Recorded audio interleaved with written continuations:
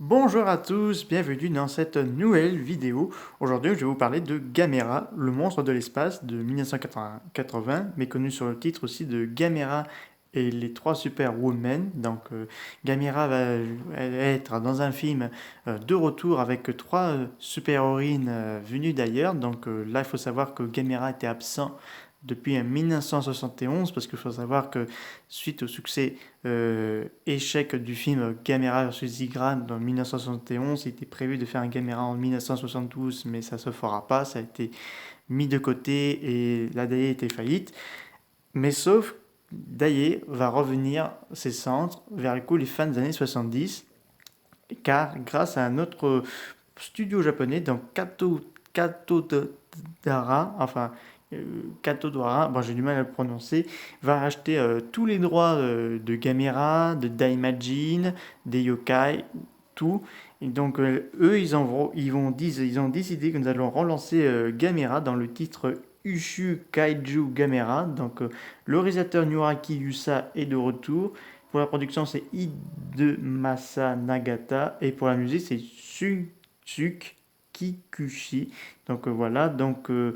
C'est pas vraiment un nouveau film parce qu'on va utiliser les flashbacks de chaque précédent film de Gamera. Bon, là, il faut savoir qu'il y a les méchants pirates extraterrestres. Donc là, les.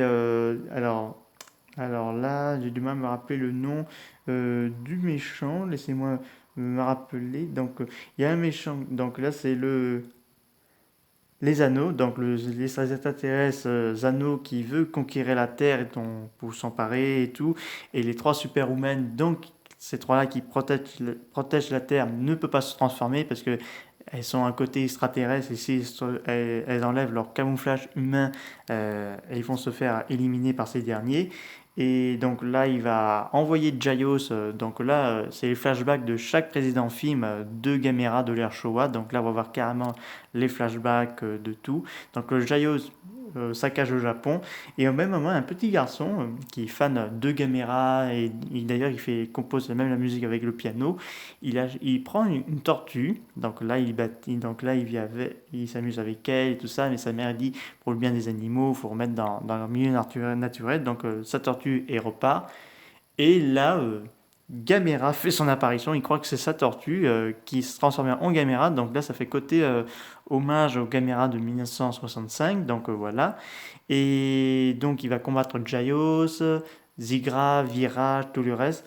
Bon, il y aura une jeune femme extraterrestre espionne du commandant Zano pour trouver les trois super-héroïnes. Donc là, qui combattent aux côtés de Gamera. Au moment, il va se faire contrôler par les méchants. Donc il faut savoir que sur ce film, il devait renflouer les caisses du studio Daiei, mais son échec au box-office a été précipité la faillite de la compagnie. Voilà. Il faut savoir qu'il y a quand même une scène, elle est très mal aimée par les fans, dans une scène où Gamera renverse un panneau d'affichage publicitaire. Ce dernier fait promotion d'un film Godzilla. Donc là, Gamera renverse carrément le le panneau de Godzilla, adieu Godzi, ça a été dit comme ça. Là, du coup, beaucoup de personnes n'ont pas trop aimé. Il y a même des personnes qui ont dit, ouais, votre film n'est pas non plus à la hauteur de ceux de Godzilla. Voilà, le film a été prolongé. Par contre, pour le réalisateur, qui est notamment le père de la création de Gamera, était déçu de ce film-là, parce que déjà, il s'attendait pas trop à voir un Gamera comme ça. Et, voilà, il a quitté définitivement le studio pour ne plus trop remettre les pieds tellement il était déçu. Mais par contre, le réalisateur de Gamera, de 1965 à 1980, il a fait Ultraman 80 du studio Tsurabaya. C'est vraiment génial il a fait le costume d'Ultraman 80 qui était connu chez nous en France. La carrière de Nuraki Yusa était vraiment intéressante parce que vu que il n'était pas trop était fier du film, donc il a préféré de prendre ses valises et tout ça et faire un autre projet qui lui convient plus quoi. Donc là du coup il a fait Ultraman 80, le design d'Ultraman, des kaiju voilà.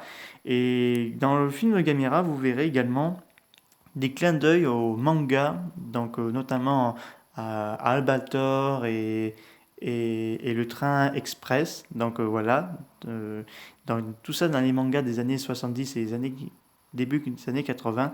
Donc c'est vraiment génial, ça fait côté que Gamera voyage dans un monde assez parallèle.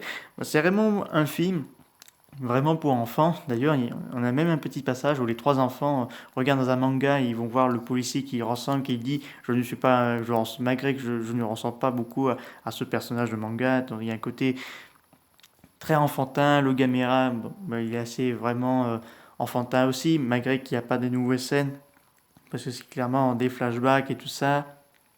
Et là, et c'est là qui était le plus triste, Nuraki Yusa, c'est que Gamera il meurt à la fin, parce que quand même c'est son bébé, c'est sa création, donc il se sacrifie pour sauver la Terre contre les anneaux. Donc voilà, beaucoup de personnes de Gamera ont aimé ce film. Moi je l'ai bien apprécié, c'était quand même un film vraiment intéressant et vraiment un côté 80 japonais. Donc voilà, il y avait une grosse mélange dans ce film. Et d'autres personnes ne vont pas aimer ce film parce qu'ils pensent que c'est un film vraiment trop enfantin. Ils auraient dû de travailler un peu plus là-dessus et de faire un nouveau scénario parce que ils étaient au départ prévus de faire le Gamera vs Garacha, donc Gamera contre le Cobra venimeux, mais ça se fera pas parce que là on entre dans une nouvelle ère.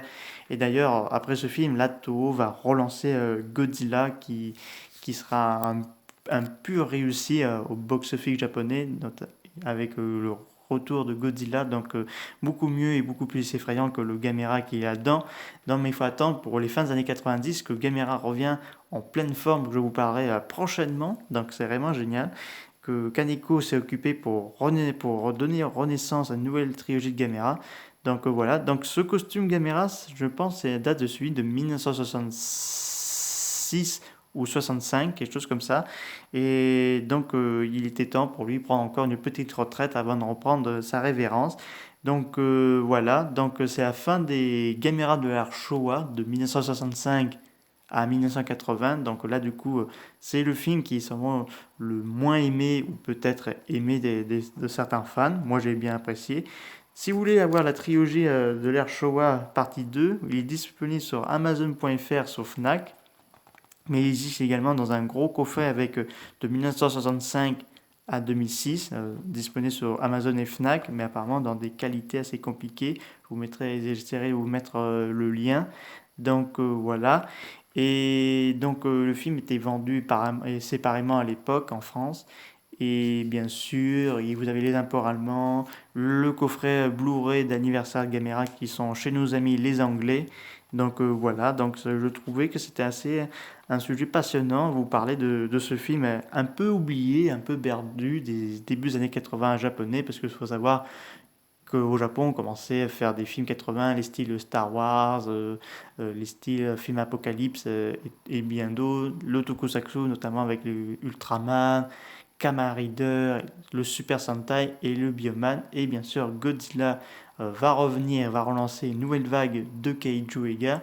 Donc Gamera, lui, bah, il faudra attendre pendant un bon moment, mais il a bien vécu pendant l'ère Showa quand même. Donc voyez, regardez Gamera, le monstre de l'espace. Donc ça vaut quand même le coup de regarder ce film. Donc, en tout cas, j'espère que cette vidéo vous a plu.